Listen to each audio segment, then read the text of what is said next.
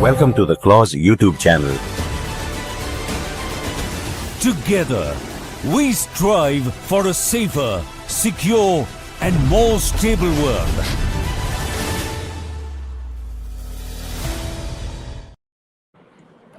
Good evening, everyone.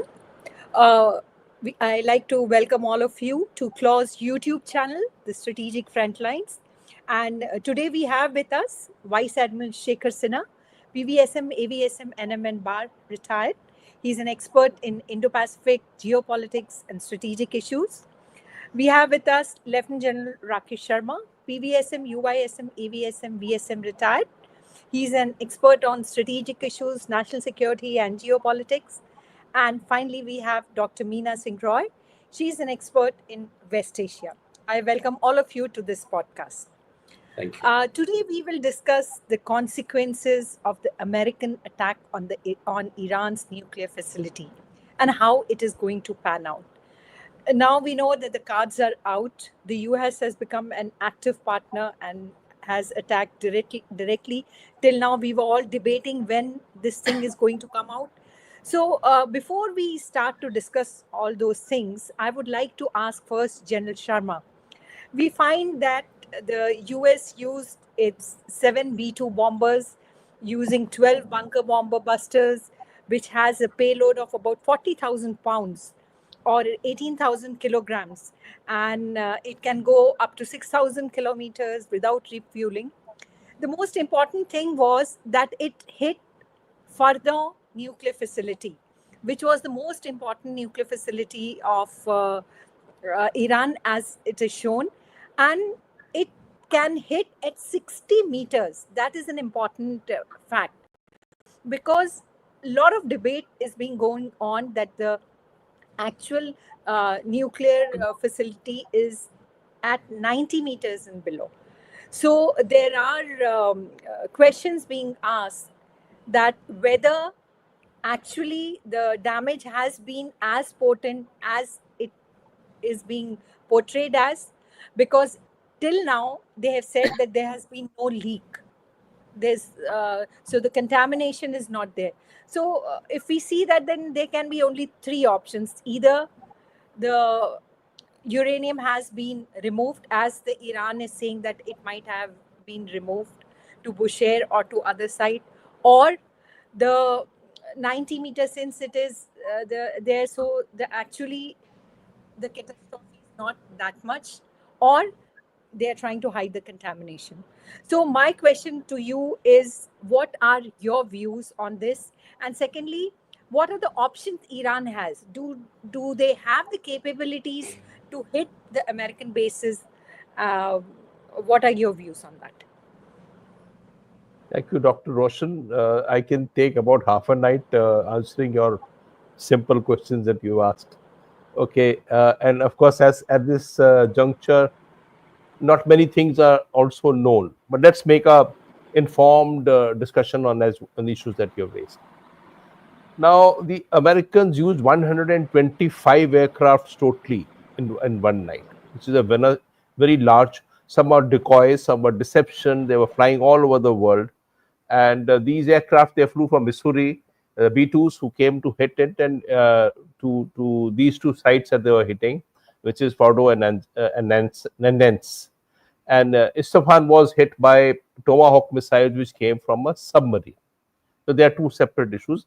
Tomahawk missiles fired first, 32 of them, even before the B-2 bombers hit these two targets. Now, you have put about the facts and figures very nicely, that there is a possibility of not reaching the depth at which the facility has been created. And of course, there are also Maxar technologies shown that yesterday or last few days, there were 15-20 vehicles parked there in Fordo, which were probably taking out the fissile material from there, which all could have been possible. So, I mean, these are all realms of conjectures, and we do not know as to what has been done. Today morning, when President Trump spoke, he said that the nuclear program has been obliterated. I quote him. He used the word obliterated, which means it's gone. That they were able to destroy the facility, Fordo. Fordo is the most important one, and of course, it's fun. Now, in the evening, when the chairman, Joint Chief of Staff, was speaking, and he was asked this question by the by a press fellow, that have you been able to destroy the nuclear facilities? His answer was not obliterated. His answer was different altogether. What did he say? He says that we hit the target we meant to hit and the way they wanted to hit. So they probably had these two sites, or probably the AC chambers or something like that. They hit one and they hit the second one in tandem, and they hope that to reach the area and entomb everybody there. But it will finish it across there. Nothing will come out. There are tunnels and tunnels. Isfahan also has tunnels and tunnels. Nansets also have tunnels and tunnels. So they have been probably entombed. Now, how much is possible to be done? There were earlier information which was floating around which said that while the Iranians were constructing these facilities underground, they also anticipated that Tora Bora can happen. Tora Bora had the mother of all bombs, not these ones, not GBU 57s, but they had mother of all bombs, huge ones. So they had created deflectors inside the construction. So when this bomb strike, it gets deflected, but it doesn't go down straight. See, finally, this huge 30,000 kgs has only about 3,000 pounds of explosive. Rest is solid steel that is supposed to break down going down. Now, if the steel gets deflected, then when the explosive blows, it goes into a different direction. And you are not guaranteed the second bomb that comes across in tandem goes and hits the right place. We don't know. It's all a matter of conjecturing. Suffice it to say that some damage would have been. Any country like Iran, who knew that President Trump has gone back from G7, and there is something in the offing, and they would remove the fissile material. I mean, I would say they can't refuse the centrifuges. Centrifuges to dismantle and then reinstall is a Herculean task. They can't do it. It can't be done. So we deem it that of the fissile material, an odd guesses that they could have the capacity to make 1 to 5 bombs now also, even if it is not 80% or maybe partially 80% enriched fissile material is available, and they could have in 6 months larger capacities. When the third cycle of the centrifuges would have worked, then they would have had larger capacity to make it. One doesn't know whether they were making it or not. This is also conjecturing. हमको बोलते हैं ना, आप सबूत बताओ जी कि वो कौन सी ऑर्गेनाइजेशन ने पहलगाम किया था. So till today, nobody has given us a proof. Neither President Trump nor Bibi Netanyahu has given a proof saying that they are actually made a nuclear bomb, making a nuclear bomb or atomic bomb. So the fact is, we are all conjecturing that they were doing it. We are believing what has been fed to us by the Western media that they were in. Ayatollah had said that as per Islam, it is the making a bomb of this kind is not allowed in Islam. You can say Pakistan has made it, to Pakistan is also Islamic country. There's a part, but that's Ayatollah had said, and he's been saying this often from 2003 onwards. Now, I will take a step back and we'll ask the others also know that everybody needs to curb some enthusiasm. We are in a hurry to say that the Americans have been able to destroy everything which has been possible to do so. There are other facilities like something called Salah, which is not come into vogue here, which is also a place where many things are kept, and Salah will come up into some kind of things. What is the success story? What is in future which you're asking? Will the regime change? The Ayatollah has been on from 89 onwards, I'm not wrong, and he is also Ayatollah is also 86 years old. He's not getting any younger. But the fact is that what happened? A regime change? Is a regime change possible if they're talking about regime change? Well, there's no guarantee. The nation can now rally against the Ayatollah. Iran is not a monolithic unit or monolithic country. There are people who are opposing voices. There are moderates. There are youth. There are people who are fanatically Islamic. So there is a mixture of all of them. At this juncture, when they've been hit by America and they know it and there is war going on, I don't think internally one can think about Okay. having a regime change. It won't happen. I think he'll stick on there. Maybe I'll say this strike may further entrench the Islamic regime there. To now expect a change may become increasingly difficult hereafter. Second point here is, will Yeah. they do something to the oil industry, Straits of Hormuz? Everybody's saying, okay, they can mine the Straits of Hormuz, and Admiral Sinha, who's a Ustad, will be able to answer Yes, better. I'll ask But him it is that. Yes. not an easy question to do so. So I think, I just made a base of what I was thinking, Okay. and we can discuss Yes. it subsequently. Yes. Yeah, Dr. I would thank you, General Sharma. Now, to continue this thing forward, I would like to bring in Admiral Sinha. Admiral Sinha, as General Sharma pointed out, that the submarines were used to launch the Tomahawk cruise missile, and the Tomahawk cruise missile had hit Isfahan and Natanz. Now, this is a very important cruise missile because we have to learn a lesson for us also, because the Pakistani Babar is a reverse engineering of this Tomahawk cruise missile. So there is some indicator there. We can see how it is work. So my question is now that the US has placed its 3 aircraft carriers, submarines. They all have been positioned in the region. And for example, if we can show this, yeah, we can see this, that they have the how at 3 places they are going to do that.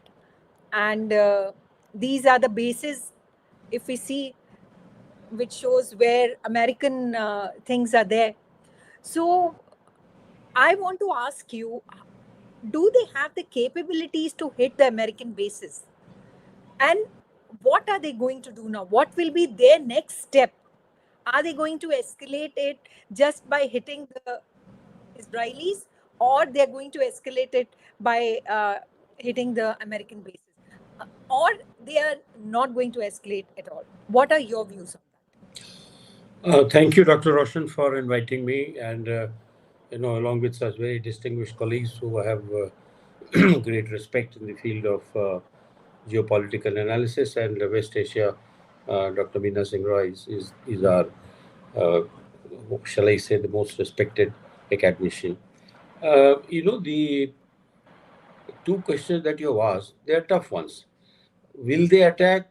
Now, the Iranians are also in bit of dilemma, because if they don't, then the public is going to become very uneasy.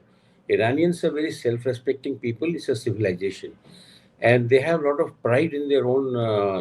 If you ask them, any Iranian, if you ask them, are you Islamic person? Are you Muslim? They'll say, no, I'm Persian, because this is the pride they take in the Persian civilization, which was very very shall I say, advanced civilization as far as knowledge is concerned, and personal pride. So I would say that this is going to be a difficult choice. If they hit an American base, the retaliation by America can be very very massive, and it will open into a very bigger war. So that has to be taken into account. Will they hit a Israeli base? Well, Israel they are hitting in any case.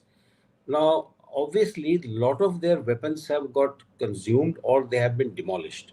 Some of the fire control systems have been bombed so that they cannot use that system even if they have it. So I would say that a lot will depend on how much Iranians take the American threat into account. The American threat is that you retaliate and you hit any of my bases, you had it. And I can tell you that they will go ahead and do it. They couldn't care. Now that he has broken one promise that he will not engage himself in war, he will break every other promise. Because President Trump will say something now, something later. He just opposite the next morning, as General Sharma rightly pointed out. Because he is only predictable that he is unpredictable.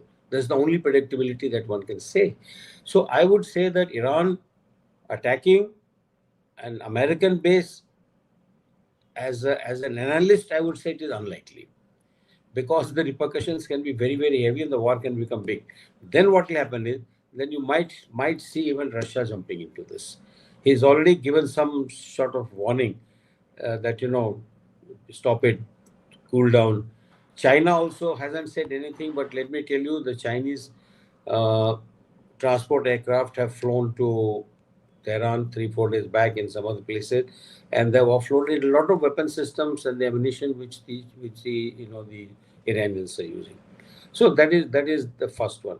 The second point is, that's coming. I'll come back to my location of the Straits of Hormuz, if you don't mind. Or did you want anything else in this? Some more question on that? The second question No, was. if you would like to comment on anything, how this thing is going to pan out, what Okay. are your views? See, my view that how it is going to pan out, we have to wait at least for a couple of days to see what is the result of the bombing which they have done. As General Sharma said, there is a difference of wording as far as the Joint Chiefs of Staff is concerned and what the President has said. So, but I can tell you that when they say we will wait for some time, what is called the Battle Damage Assessment, the BDA, that will take place and they will publish it. That is one good thing about the Americans. These things they will make it public, because if you saw the press conference, there were a lot of questions being asked. They are not like Sharma says that पूछते हैं कि कहाँ से आया, क्या हुआ. Similar questions were being asked in Washington as well. Of course, Hexet is a little bit arrogant in answering some of them, but then he is the defense secretary of the most powerful armed forces in the world. So he has reasons to be, and he himself is a former Marine. So obviously, I can understand. So I would say that regime change, no. To be very honest, the Americans would like the Ayatollah to remain there. Because he solves a lot of purpose, so that one section of people in Iran who are not very pro Ayatollah, they can be sort of fed, and they are already in the hands of CIA. They can do some subversion. They can do many things. In fact, that section wants actually Ayatollah to go. The second part is, as far as the other Arab countries are concerned, to be very honest, nobody is concerned. They are just not bothered what is happening in Iran, because they feel the Saudis feel, at many times they have said that Hamas is brought bad name to Islam. Hamas has branded Islam as a terrorist sort of organized, not terrorist religion, and our Islam is not like that. UAE is just sort of maintaining very neutral position. They might just raise voice once in a while, de-escalate this, that. But to be honest, their heart is not there. The heart is not there. They don't mind what is happening. In fact, they will be very worried if it escalates, or if it comes to some nuclear stuff, then the entire Arab world is going to get affected by the contamination. There's no doubt. And the winds are generally on that area. I have operated many times. The winds are generally favorable for the contamination to move from the Iranian land into the other side of the Gulf. So which is bad. Coming back to this mining, the it's quite funny that there are no regulations as such by UN as far as the usage of the straits and straits and other things are concerned, narrow passages. What happens is that there is as per the UNCLOS, this is declared as a public passage. It means everybody can use it. Now, who owns it? If you go by the UNCLOS, the territorial water and things like that, in the north it is Iran, and in the south is called the Musaddan enclave, which actually belongs to one of the states of of Oman. Oman is full, other control, but they have a separate governor and a separate state. So it actually belongs to them. So if you take the 12 nautical mile stuff, at the narrowest point, it is 21 nautical miles. So obviously it is sealed. It is sealed by these two countries' claims. Otherwise, the passage is about almost 80-90 kilometers long, and from there you have this traffic separation scheme. And for the very the ships which are very deep in draft, particularly the VLCC, they can only use about 3.5 nautical miles of passage, because otherwise the depth of water on the outer side is not so much. and therefore they normally remain in that 3.5. Now the problem what they can create is they can harass the American ships which are based in Bahrain, either ones which are coming or they are going out.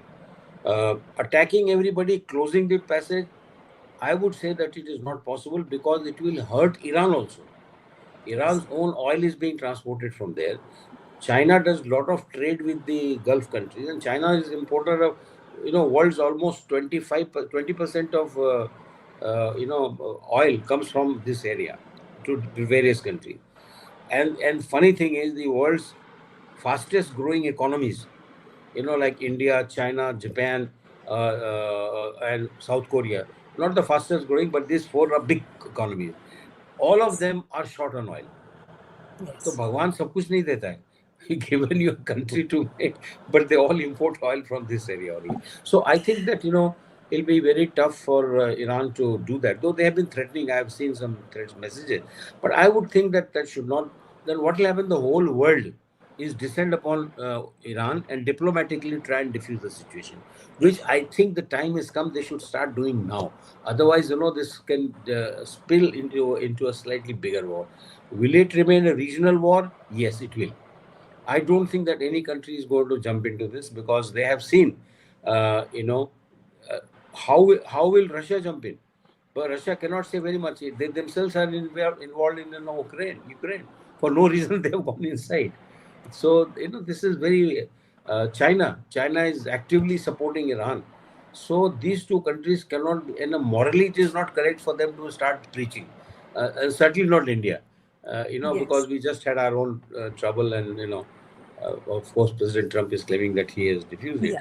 So I would say that this is really you will have to make a very calculated guess that it should remain, and I hope it does remain.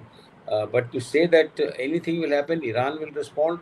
If Iran responds, it might hit the Israeli targets, and certainly not because most of the bases of America are actually in Arab countries. Yes. I agree with you. All What you're saying. yeah. Yes, I So, quite agree with you. so that is all I have to say, really. Yeah, but here I would like to call in Dr. Meena Roy. A lot of been said about Iran's regime change. I mean, all of us think that it will not be possible. What you have to say about it, and any other point what you need to add for what we were discussing initially, your views.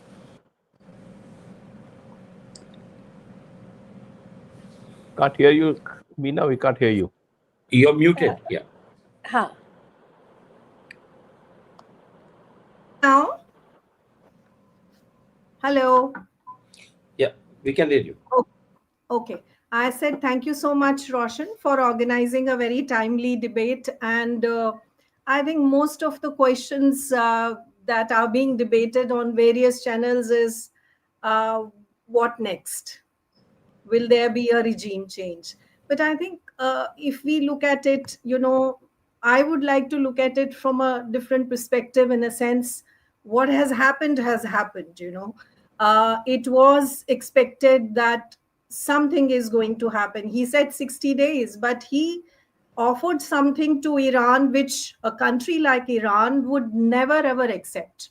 When you tell a country like Iran, which people are very resilient, they are very proud people, you can't impose anything on a civilization like Iran. So that is one point. The second point is how this is going to be played out now.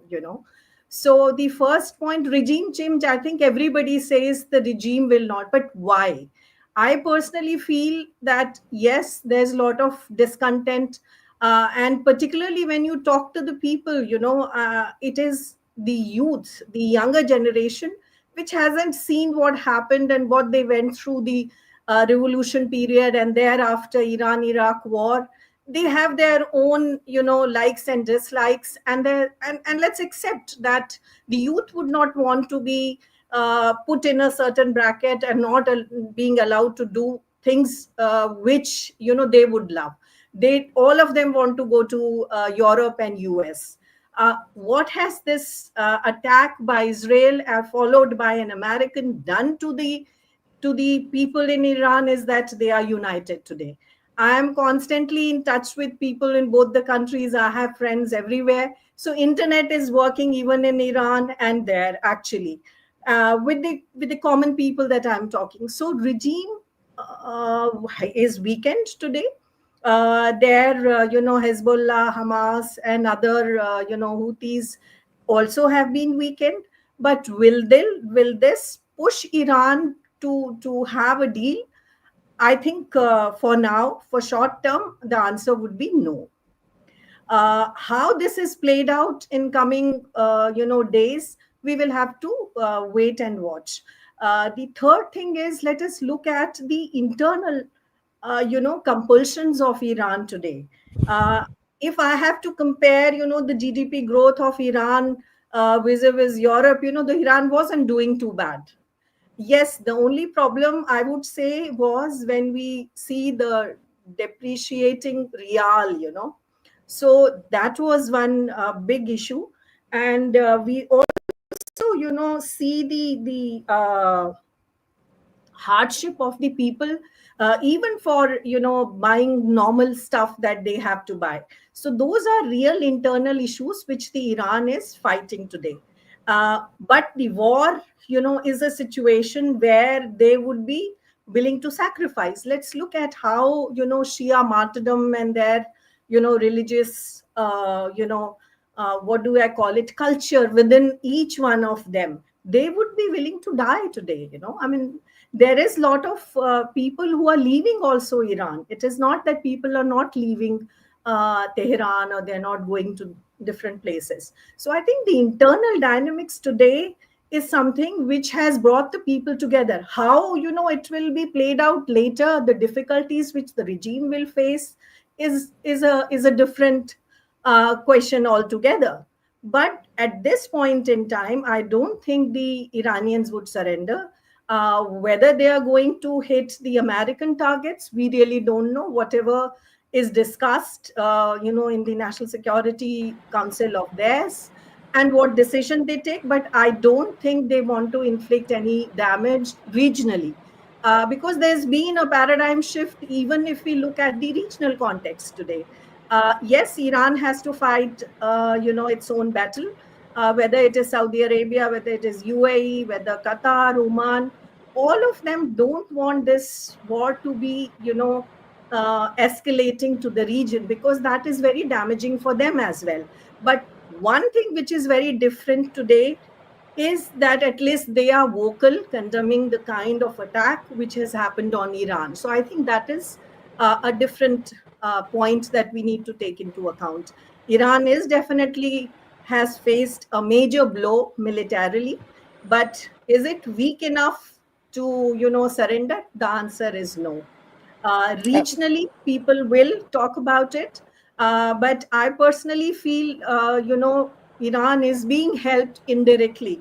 Russia and China, I think both General Sharma and Admiral Sinha has said that they would provide them the weapons and stuff like that. But I don't think, if you listen to the Vilayat Faqih, the supreme leader's statement today, he very categorically said that neither peace nor war can be imposed, on Yes. us. We don't accept, surrenders like this.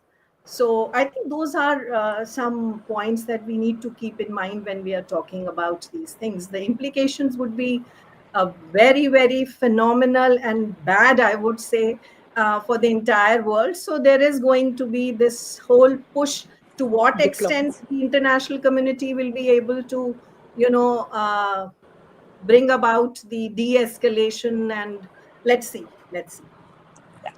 I would like to bring in General Sharma here. You also wanted to talk about something before, but before you talk about that, I want to ask you two questions. Firstly, there's a lot of views about the Iran might use its proxies to work in the region. So, and there can be a non-contact kind of a warfare. So, if you can highlight on that issue, are they going to do that? And secondly, General Sharma, are you seeing that it is a kind of a unipolar world? where America, through their narrative of maintaining peace by destroying Iran's nuclear facility, is trying to shape the world? Is it the history repeating itself? Only the players have been changed?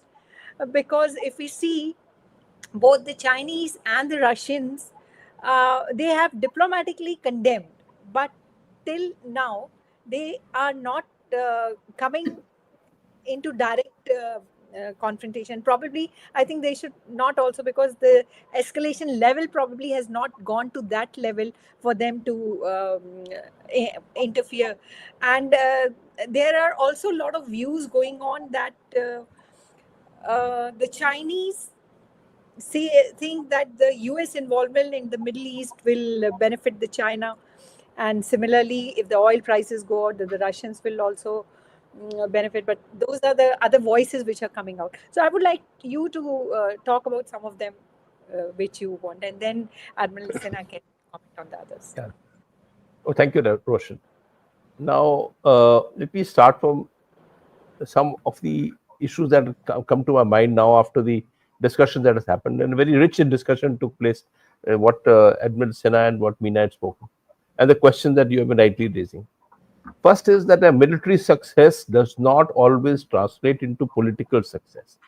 In fact, to achieve political success, military successes may be counterproductive. So, to say that even if they have succeeded, and Americans have succeeded in doing something, does not mean that they are politically successful. Iran may still continue its program in whichever form, in surreptitious manner. In fact, it may get more impetus to do so in more surreptitious manner in case it was going ahead with the nuclear program.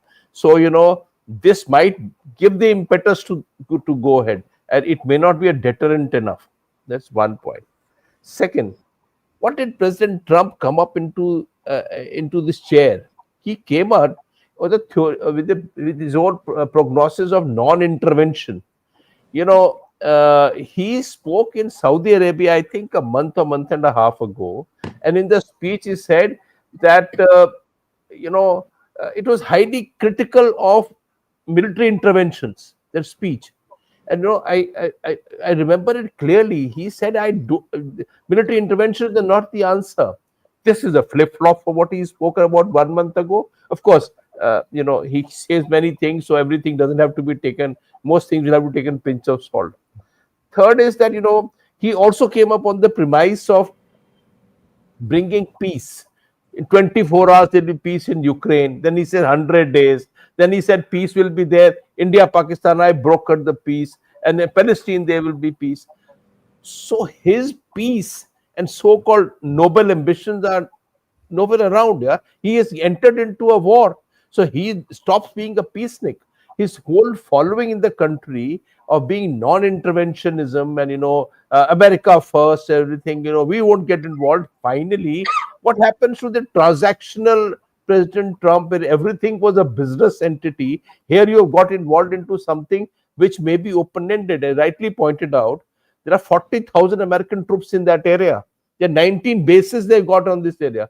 All will be on tenterhooks today. The Iranians may not target it, but that fear is there. Now they target it. So those are very important issues here, and which actually, and I think I found very interesting remark made by Secretary Pete Hegseth just now, where he says that we have channels of communication open with Iran even now, which are some official and some unofficial. This he says 1 hour ago, which means they are already working toward de-escalating mode. Okay, Iran has already struck Israel very big way, the 20th strike that they've done in 7-8 days. But they have not touched the Americans at all. They said, okay, you've done it. So there are channels of communication open saying that let's call it a day and not do it. So I think that's one part of the story. Will Iran use proxies? So I think, the proxies are in difficult trouble. The only one that has made a little noise today is the Houthis. Houthis came up with a statement today saying that, we will join up and we will help, on some kind of vague statement. As it is when Houthis, that spokesperson speaks, he's got excessive josh. So, you start thinking, wo bol kya raha hai? So the fact of the matter is that I don't think the proxies have got much left after the Israelis have done what they have done to Hezbollah, to Hamas, and also to Houthi. So I think to ask them to sponsor some additional activities, I don't think this is possible. I'll also take up an issue on the unipolar part of it. While it might seem that Americans did act on their own, and it showed a unipolar world of the 90s, the world is no more unipolar. They have the power, they have very strong military, they have targeted a nation, Iran, because they wanted also to support Israelis. But the world is not unipolar. I mean, I would say that where does the unipolarity other than the military field the Americans can exercise today? Not even economically, not even getting Europe to their side. Europe is discussing with Iranian foreign ministers separately in Switzerland. You know, there, and neither the Russians are talking different language, as you rightly pointed out, Chinese different language. There is no unipolarity at all. In fact, I won't even say it is a multipolar world. I think that is also excessive. It is jiski lathi uski bas. It's a question of, I have the power, I'll do what I want to do. And then I am only looking totally, India too, we are totally transactional. We are looking at our national interest. Every region, every country in the world is looking after anything. In that, to get that transaction, it is advantage to maintain relations with the United States, fine. Like Munir has done. If it is not fine, okay, fine, you take a step back. So I don't think the unipolarity, even multilateralism, I think one of the organizations that can simply wind up and throw the key away is United Nations Security Council. Throw the key away. Uh, we are paying money for nuts here. So I think talking about a world order and unipolar, I think it is too early. There is no world order. There is no past, no rules base. It is all evolving. It may take 20 years, may take 50 years to evolve, but presently it is just that they had the military power and they used it, and they wanted to use a demonstrative purpose, and they are now wanting to take a step back and telling Iranians, please don't get involved. What we have done to you is all right. You want to hit Israel, you please carry on. We leave you leave us alone. My view.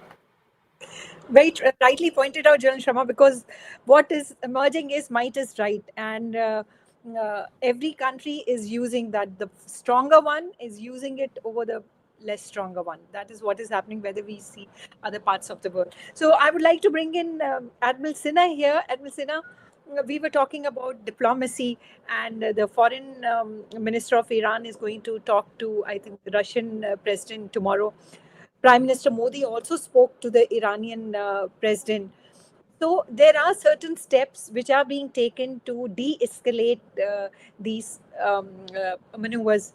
So what are your views? How it is going to progress? Will the diplomatic community will try to de-escalate it in near future, or you think that it will escalate to certain level and then it will start de-escalation? So what would be those steps where the escalation level will reach and then it starts de-escalation? Have it started? The escalation level, what Iran wanted by hitting today, it had really hit Israel quite severely with its very potent ballistic missiles. So do you think that now the escalation will stop and the de-escalation, or it will carry on for 1 or 2 days and then the de-escalation process will start? Your views? I think the much will depend on what decision Iran takes for itself. Who does he want to hit? My sense is that at least on the Israeli targets, they will continue to hit, because the arsenal which they are using, most of them are Chinese and they are all already being supplied. Plus, I was told that somewhere I read the number of ballistic missiles they have was 2,500, and only 500 or something has been used so far. So I think that on that account, but let me also tell you, the economy of war is, phenomenal. And they are not very well-to-do countries at the moment, both Iranian and the Israelis. Even Israelis are quite short in money. Their economy is not very good. And I think that one of the reasons why the Americans had to pitch in, possibly Netanyahu went absolutely shall I say, crying that, we are in a grief, and, if we don't have anything to give it back to the Iranians, so please take their nuclear facilities out. So I think that economy of war does not favor the situation for war to escalate any further. And I would think that, the efforts which are being made, uh, through the diplomatic channel and undiplomatic channel and track to, as Hexet had also said. But, the one point I want to make, the unipolarity effectively means that how many countries can you influence? What is your sphere of influence? And I think that America's sphere of influence is shrinking by the day. It has shrunk very much, and therefore, every time the threat of force or threat of tariff as far as economy is concerned, that is being used. But this is very natural. When you are uncertain about your position tomorrow and you are at the top, you want to retain that top position. And everybody is knocking on your door. Hey, come on, get off. It's my place. Economy wise China, and military wise virtually everybody, including China. They are all watching. They are watching how is the weapon systems of America working. How did they carry out this attack? How did they achieve the full air superiority? And of course, Israeli aircraft also were airborne in the same formation, 120 aircraft, as General Sharma mentioned. So this is a big lesson for everybody, those who are watching, particularly China and Russia. They're watching very carefully. I would think that even China and Russia will help in the process of de-escalation, because if China does not help and it keeps fueling the fire, then Iran might get encouraged, because as Dr. Meena Roy said, they are very proud people. They are very proud of the civilization, and they are not going to, back out and bow down just like that. They have never done it. They will not do it. So, and they will lay their life, that they can do. So, I would think that sphere of influence of America is not what it used to be. And now everybody is looking for his own sphere. China is looking for his own sphere. India is looking for our own sphere, because we know that we cannot have a worldwide sphere, but we can have a sphere in the Indian Ocean region, in our own region, and which we have by virtue of our diplomacy, by virtue of our help that we render. First one, we are the preferred responder, and we always go to help people. So this is actually speaking. I would think that for even for multipolarity to emerge, I mean, very clear emergence of multipolarity is going to take some time. But in that period, we have to make sure that our sphere of influence continues to grow, and our so-called adversaries, they should know that in this area, particularly Indian Ocean region, they dare not do any harm to Indian interest, because then the reciprocal can be very, very tough for those countries. Both Pakistan and China. Pakistan, I have always called it Pakistan autonomous region of China. Nothing belongs to Pakistan. The economy, the money, the military, the equipment, उसका अपना कुछ भी नहीं है. And therefore it is as good as autonomous region, and it suits China. It suits China because he follows that Sun Tzu, win a war without fighting. So somebody else is doing the fighting. Govern without governance. I'm sure Mullah Munir has been pulled up that why have you allowed American aircraft to use your base? Already Pasni has been with the Americans, and now Pasni has become out of bounds for the Pakistanis also. They are operating. They are touching down. They have touched down. In fact, 2 days prior to this attack, they have done a lot of surveillance sorties flying from Pasni. So, Yes. if that is what the lunch is going to cost, then God bless Pakistan. That's all I will say. Pakistan autonomous region. So now Mullah is in very bad, position. I would like to be there. Iranians are saying, why have you permitted them? Because you are a Muslim country. All these days you have stood by me. But he is making a statement. Today, the Deputy Prime Minister of Pakistan, you know what he said? We are a very successful hybrid governance. Can you imagine hybrid governance? He पहली बार सुना है. But he's right. He's absolutely right. Thank God he has accepted it as a hybrid governance. So this is हम बात करेंगे तो किससे बात करेंगे, वही बात है, एक दूसरे में तो वहाँ पे कोई समन्वय है नहीं. So I would think that, de-escalation process should start, and I hope it starts. And I would give another 48 hours, as everybody is saying, to see that what is the reaction. And that will dictate most of the follow-up. Because America may not get involved, American bases may not be hit, but America will help Israel not to get beaten up. It has already said he is an ally, and like no other ally has done it so far. So what Trump says, we have to look at some fine lines, and these are the lines which have been given to him by the Joint Chiefs of Staff and the Secretary Rubio. On his own, he can mess it up. So all these are given to him in writing. Is made to practice, and he says it. So on this account, I would say that it's very difficult to guess now at the moment. Dr. Meena, I would like to ask you that how do you feel that this de-escalation process, how it will start? Will the regional countries put little bit of pressure also? They will come together. Will that a possibility? And the second thing I wanted to ask you was, there was a kind of Russia, China, Iran, Turkey kind of a group which was coming up. So do you think that will get a little bit of diluted because of this, or it will get strengthened? Your views on last few comments. Thank you. I think how this is going to be unfolding, the de-escalation word that we've been talking about. Everybody has been preaching Iran that de-escalate, do this, but I think looking from the Iranian perspective, Yes. till they get something, to show to their people that they can protect their country and their people, I think de-escalation will be, it is already in process. Foreign minister went to Europe, foreign minister went to Turkey, foreign minister is in Moscow, and I'm sure there is a discussion going on between them and China as well. So what is going to be the middle path which will not escalate this conflict to the region? And as far as I said before, also the regional actors, verbally, yes, nobody wants it.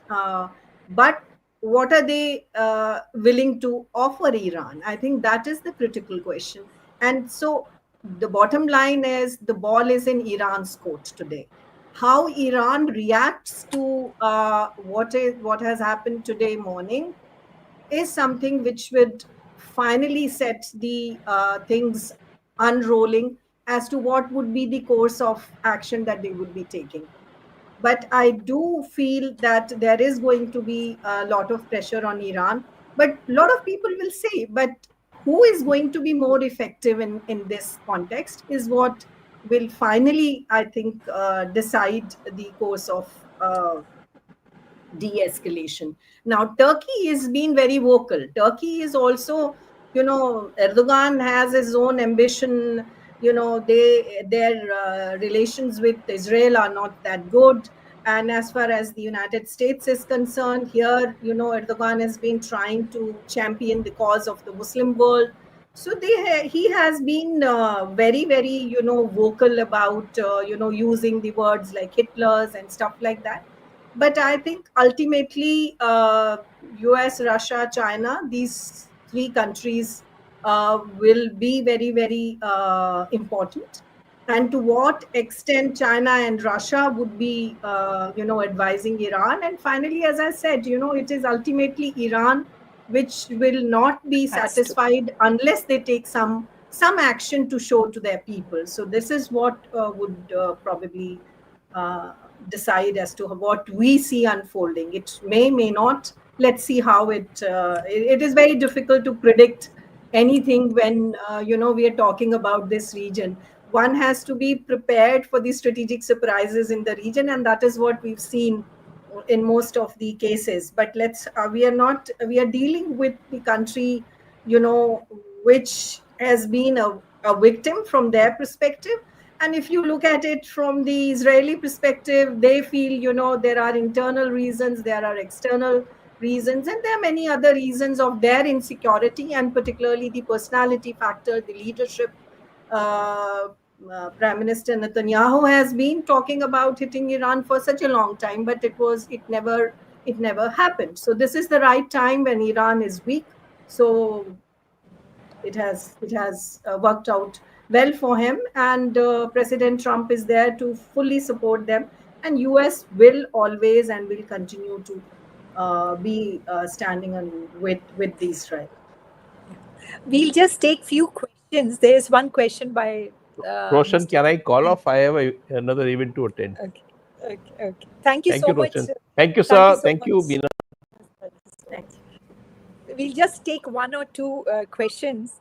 One is that the same about the proxy war, that a lot of this groups and their commanders, Hamas and others, sitting in Qatar right next to CENTCOM.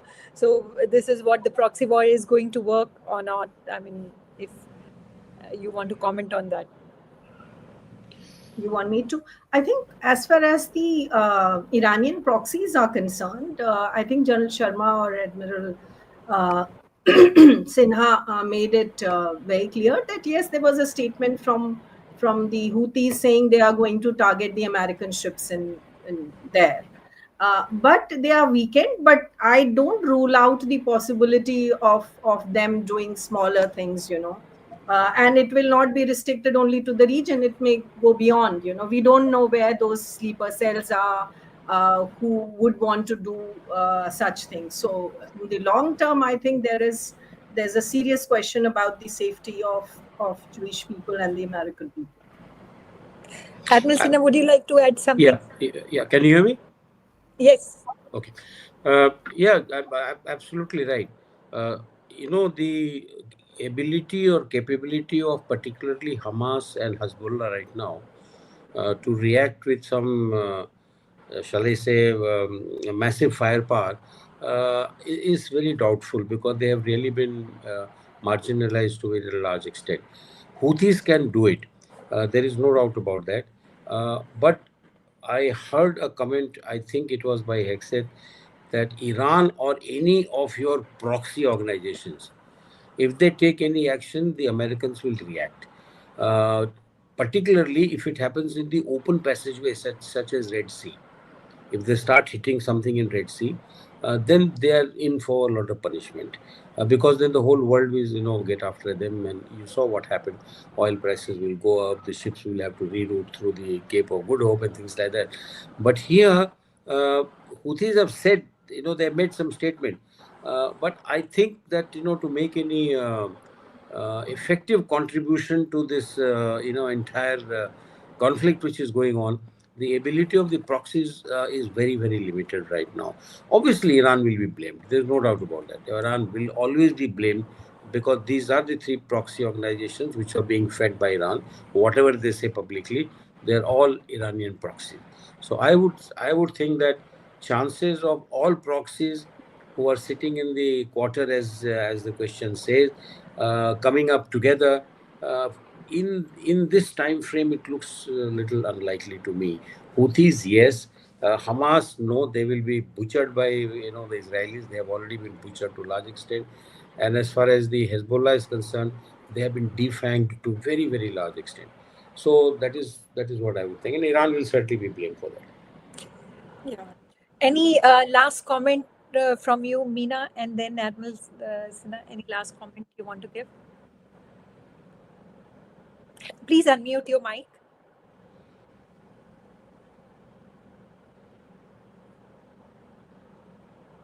Completely agree with Admiral Sinha that the proxies have been weakened and they may not. But in long term, I think we will see more hatred, more such, singular attacks on, people. That is what it will probably not stop. That kind of a, lone wolf kind of an attack will probably happen. Given whatever we are seeing in Gaza and now in Iran, so such things. But for now, I think he's very right. They would not want to do. Houthis, we don't know what they will do, and it is already completely destroyed country. It's a failed state. Do they really bother? I mean, they had a deal with the Americans that they would not hit the American, but today the situation is completely different. How this is going to be played out, I don't think anybody can predict with 100% of surety. Admiral Sinha, your last Yeah. comment? I can just make one little wild guess, and she's absolutely right. One wild guess that the possibility, because the Iranian foreign minister has said that America has now invited for a very long term impact of this. So I wouldn't be surprised if little bit of lone wolf or terror activity uh, begins to harm the American interest. Israeli, yes, American interest, and we will have to see. We particularly am if Houthis are the only ones who can do something, then the American ships and the Israeli ships in Red Sea can become very vulnerable. And lone wolf attack even on land bases, particularly in the West Asian bases or in the open places, I can't rule out, because let's go back to slightly 30-40 years back. Iran created all these organizations, the terrorist organizations, really, there's no doubt about that. And therefore, that ability of Iran to act in a manner where it can do some terror activity by proxy groups or those who are highly radicalized individuals, I cannot rule out that possibility. They still have that department in their own the government. So that is what I would say. I just wanted to add one quick comment, and if you can respond to that, Admiral Sinha. Suppose Iran retaliates and escalation level increases, and Israel finds it difficult to escalate further. So, do you think that US will come to the help of Israel in the second round? Always. If that happens, because we are seeing that Iran's attack on Israel has increased quite a bit, and they're using stronger ballistic missiles in this. And so, if it hits Israel where Iran wants them, that it should hit. So, do you think that US will again come to the Israeli support? Because then again, a different kind of a ballgame will again emerge. Exactly. In fact, Israel today very openly, President Trump has said that Israel is an ally, like no other ally. And therefore, it is incumbent that the much more talk would have taken place between Bibi Netanyahu and President Trump. And then you will find there will be activity from the nuclear submarines and the destroyers intercepting the missiles coming from Iran. We have not heard of that news yet. That might become more demonstrative and more active. Then you might just hear that US will take the credit that yes, we have shot down so many of their ballistic missiles, and we wanted to protect Iran to Israel. So that is one. But you are right. It is quite a big possibility. US may not respond by attacking Iranian interests directly, but it will certainly do many things to defend Israel. The good thing is that they are not, they are 1,500 kilometers apart, so that is one good thing. But at least whatever has to travel, either a drone or anything, and in between you see that the Pakistan has been roped into this for this reason only. So there is quite possible that some of the US assets will be positioned in Pasni, from where it becomes slightly easier to intercept the drones being launched from Iran, which is much closer, kill them even before they have reached anywhere near Israel. So this is a big possibility, and I can see that Pasni will soon have, some kind of American, what shall I say, the higher firepower elements positioned in Pakistan. It's going to happen, and that discussion is already taking place in the public domain. And the press is quite open in Pakistan; they're not secretive, and they are saying that how come he has gone and done this deal. So the president has come to the rescue. The president of Pakistan said, no, it was only for humanitarian cause to which I have given my okay. So it has already become that the what is called what he has the Prime Minister said, we are a hybrid government. So he has already passed this to from military to passed it to the civil government. So this is how it is, and I think that if Iran continues, then I would say that Pakistan will remain engaged. Their bases will remain engaged for quite some time in future. Thank you so much. And Meena, just yeah, just but one point, I also wanted to say that you rightly pointed out that Iran wants to show something to its public, so the escalation level might go a little bit. I mean, de-escalation may not start so easily. Straight and yes, away. you wanted to say something. Please do. No, I think Admiral Sinha's point on Pakistan, the irony is, with the United States, that there is a terrorist state and you need help from the terrorist state. You don't recognize them as a terrorist state. Rather, you pump in money to them to Yes. buy them, Yeah. for your own use, and they are willing to sell themselves. So what do you do in a situation? It's very, very hilarious situation where what I see, you shake hands with Julani, say he's a tough man. Here you say, so Yeah. those double standards are very much part and parcel of the superpower, that they are. Anyway, I would like to. As they say, the international relation, the only thing permanent is the national interest. Rest is all Exactly.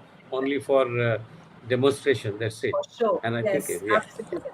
And it has been said to be American friend is very tiring. I mean, it's fatal. it's very fatal. It has been Henry told. Kissinger said, if you're a friend of America, then it is fatal. And if Yes. you're an enemy, then it is dangerous. Dangerous. So that is Yeah, what. because they know where to go, but with friends they don't know. So It's probably. power, But thank you. Dr. Roshan. It is all power. They It have the is. economic power. They have Strength. the military power, and they don't want this to. They don't want to be replaced by China or Russia combined. And that is why I said that China and Russia are watching very well. How are they going to straighten out somebody who's not willing to come in your fold? This is what I this hope. is.